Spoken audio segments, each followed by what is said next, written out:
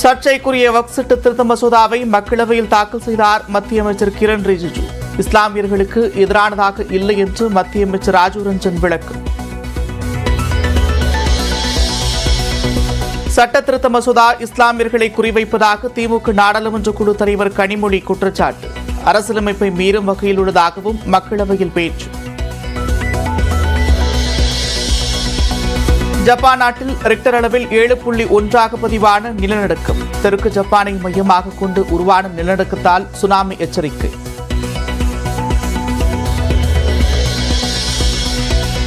டெல்லியில் 20 லட்சம் ரூபாய் லஞ்சம் வாங்கியதாக அமலாக்கத்துறை அதிகாரி கைது. சிபிஐ அதிகாரிகள் நடவடிக்கை. தருமபுரி, கிருஷ்ணகிரி, திருப்பத்தூர், திருவண்ணாமலை, விழுப்புரம் மற்றும் செங்கல்பட்டு மாவட்டங்களில் இன்று கனமழைக்கு வாய்ப்பு. ஆகஸ்ட் 11 மற்றும் 12ஆம் தேதிகளில் ஒரு சில இடங்களில் கனமழை பெய்யும் என்றும் கணிப்பு. தகுதி நீக்கத்தை தொடர்ந்து மல்யுத்த போட்டிகளிலிருந்து ஓய்வு பெறுவதாக வினேஷ் போகத் திடீர் அறிவிப்பு. போராடும் சக்தியை முற்றிலும் இழந்துவிட்டதாக எக்ஸ்தல பதிவில் வேதனை.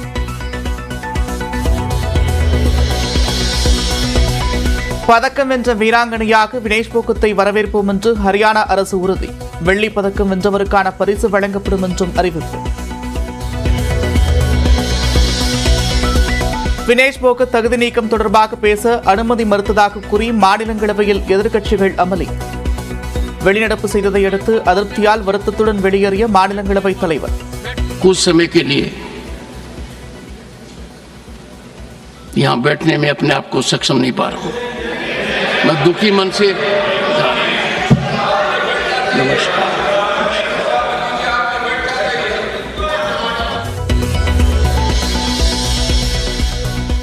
மதுரையின் பாரம்பரியத்தை போற்றும் மாமதுரை விழா தொடக்கம். 4 நாட்கள் நடைபெறும் விழாவை காணொலி மூலமாக தொடங்கி வைத்தார் முதலமைச்சர் மு க ஸ்டாலின். 1971ஆம் ஆண்டு மதுரையைத்தான் மாநகராட்சி ஆக்கினார் அன்றைய முதலமைச்சர் தலைவர் கலைஞர் அவர்கள். அண்ணல் காந்தி அவர்கள் தன்னை அரையாடை மனிதராக மாற்றிக்கிட்ட இடமும் இந்த மதுரை தான். ஏன், என்னுடைய வாழ்க்கையில் மிகப்பெரிய திருப்பு முனை ஏற்படுத்தின திமுக இளைஞரணி தொடங்கப்பட்டதும் இந்த மதுரை மண்ணில் இருந்து தான். திருச்சி பொன்மலை ஜி கார்னரில் விஜய் கட்சியின் முதல் மாநாடு நடத்தப்பட வாய்ப்பு. இடத்தை வாடகைக்கு விடக்கோரி தமிழக வெற்றிக் கழகம் சார்பில் கடிதம் கொடுக்கப்பட்ட நிலையில் ஆய்வு செய்த ரயில்வே ஊழியர்கள். நடுக்கடலில் வேதாரண்யம் மீனவர்களை தாக்கி வலைகளை கொள்ளையடித்த இலங்கை கடற்கொள்ளையர்கள். பனியனை கூட பறித்துச் சென்றதாக பாதிக்கப்பட்ட மீனவர் வேதனை.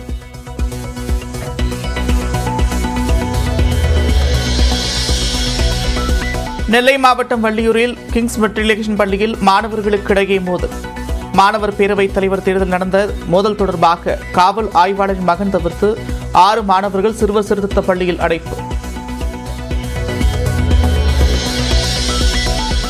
தேனி மாவட்டம் ஆண்டிப்பட்டி அருகே பேருந்தில் மாணவியை கேலி செய்தவர்களை தட்டி கேட்ட பள்ளி மாணவன் மீது தாக்குதல். கல்லூரி மாணவர்கள் சேர்ந்து அடிக்கும் சிசிடிவி காட்சிகள் வெளியானது.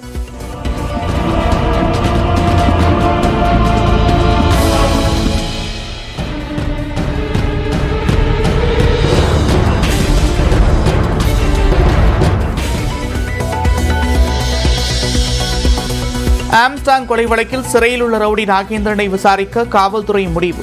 மகன் அஸ்வத்தாமனும் சதித்திட்டம் தீட்டிருக்கலாம் என்றும் சந்தேகம். வங்கிகளுக்கான குறுகிய கால கடனுக்கான ரெப்போ வட்டி விகிதத்தில் மாற்றமில்லை. 6.50 விழுக்காடாக தொடரும் என்று ரிசர்வ் வங்கி ஆளுநர் சக்திகாந்த தாஸ் தகவல்.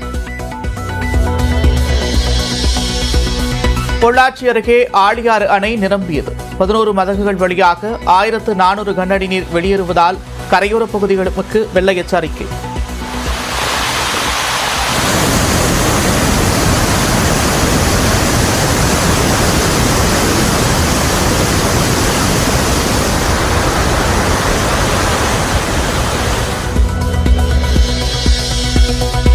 சென்னையில் ஆன்லைன் ரம்மியில் 15 லட்சம் ரூபாயை இழந்த சாப்ட்வேர் நிறுவன மேலாளர் தனது இறுதி நாள் என்று மகனுக்கு குறுஞ்செய்தி அனுப்பிவிட்டு தூக்கிட்டு தற்கொலை. வயநாடு நிலச்சரிவை அடுத்து முல்லைப் பெரியாறு அணைக்கு எதிராக கேரளாவில் சமூக ஊடகங்களில் பரப்புரை. முல்லைப் பெரியாறு அணையிடமிருந்து கேரளாவை காப்போம் என்று இன்ஸ்டாகிராமில் பதிவிட்டுள்ள அமலாபால். ஒலிம்பிக்ஸில் மீண்டும் தங்கம் வென்று வரலாறு படைப்பாரா நீரஜ் சோப்ரா? இன்று இரவு நடைபெறும் ஈட்டி எறிதல் இறுதி சுற்றுப் போட்டியை ஆவலுடன் எதிர்நோக்கும் இந்திய ரசிகர்கள்.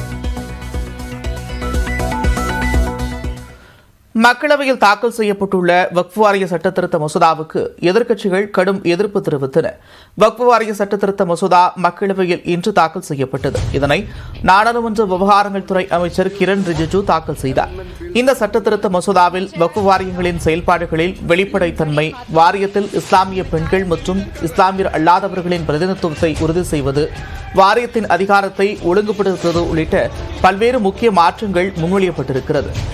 இந்த மசோதா சிறுபான்மையினருக்கு எதிராக இருப்பதாக கூறி காங்கிரஸ், திமுக உள்ளிட்ட எதிர்க்கட்சிகள் கடும் எதிர்ப்பு தெரிவித்தன.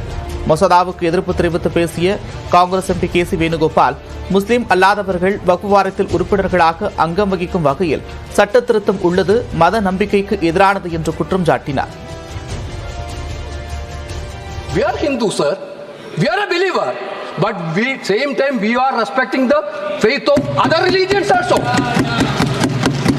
That is the basic principle. You want this bill is specialized for Maharashtra, Haryana election. This bill is specialized. But you don't understand that. Last time people of India clearly taught a lesson to you. This type of divisive politics India people will not going to buy now.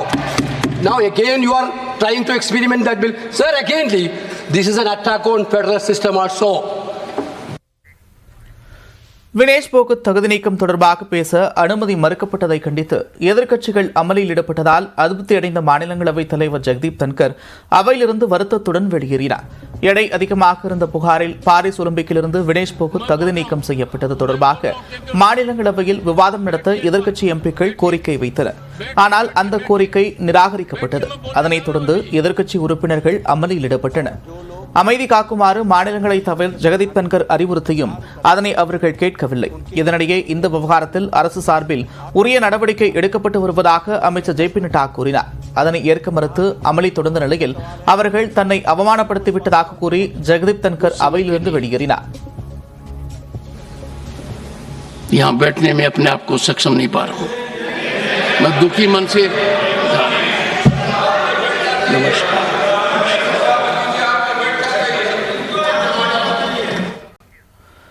Vinesh Phogat தகுதி நீக்கம் செய்யப்பட்டதில் சதி இருப்பதாக தாம் நினைக்கவில்லை என்று முன்னாள் குத்துச்சண்டை வீரர் தேவராஜன் தெரிவித்திருக்கிறார். நியூஸ் 18க்கு பேட்டியளித்த அவர் விதிமுறைகளின்படியே ஒலிம்பிக் அமைப்பினர் வினேஷ் போகத்தை தகுதி நீக்கம் செய்திருப்பதாக கூறினார்.